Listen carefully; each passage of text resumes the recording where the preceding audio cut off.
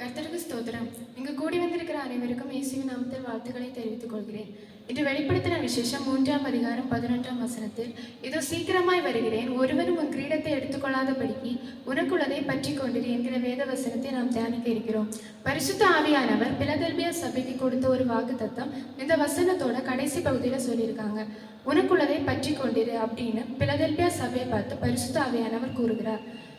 இந்த வசனத்தோட முதல் பகுதியில் நம்ம பார்க்கும்போது அது தெரிந்து கொள்ளப்பட்ட பரிசுத்தவான்களுக்கு கொடுக்கப்படுகிற கிரீடத்தை குறித்து சொல்லியிருக்காங்க. வேதத்தில் அநேக கிரீடங்களை நம்மளால பார்க்க முடியும்.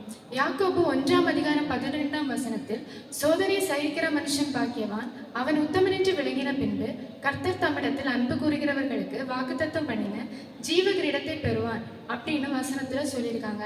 அப்படின்னா நம்ம சோதனையை சகித்து உத்தமனா விளங்கினா நம்மளால நீதியின் கிரீடத்தை பெற முடியும்.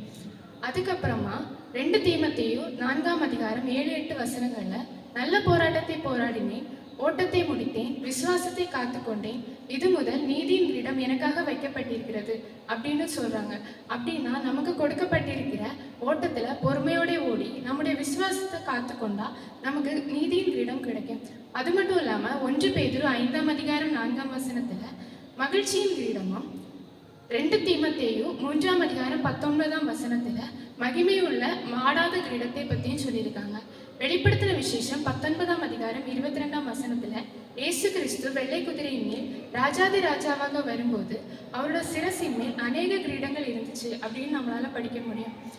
ஜெயங்கொள்கிற பரிசுத்தவான்கள் இந்த கிரீடங்களுக்கு பாத்திரவான்களா மாறாங்க. ஜெயங்கொள்கிறவன் எல்லாவற்றையும் சுதந்திரித்துக் கொள்கிறான் அப்படின்னு பைபிள்ல சொல்லியிருக்காங்க. அப்படின்னா நம்ம கர்த்தர் மேல இருக்கிற விசுவாசத்தை கடைசி மட்டும் காத்துக்கொண்டு அவர் நமக்கு கொடுக்கிற கிருபை வரங்களை கர்த்தருக்காக பயன்படுத்தி அவர் நமக்கு கொடுத்திருக்கிற கற்பனைகளையும் நியாயங்களையும் உத்தம இருதயத்தோடு பின்பற்றி கர்த்தருக்காக ஆத்ம ஆதாயம் செய்து நம்ம உத்தமனாக விளங்கினா நம்மவும் நம்மளோட கிரீடங்களை இழந்து போகாம இருப்போம். இதோ கர்த்தர் சீக்கிரமாய் வருகிறார். கர்த்தர் தாமே இந்த வார்த்தைகளை நம்மை ஆசீர்வதிப்பாராக. ஆமென்.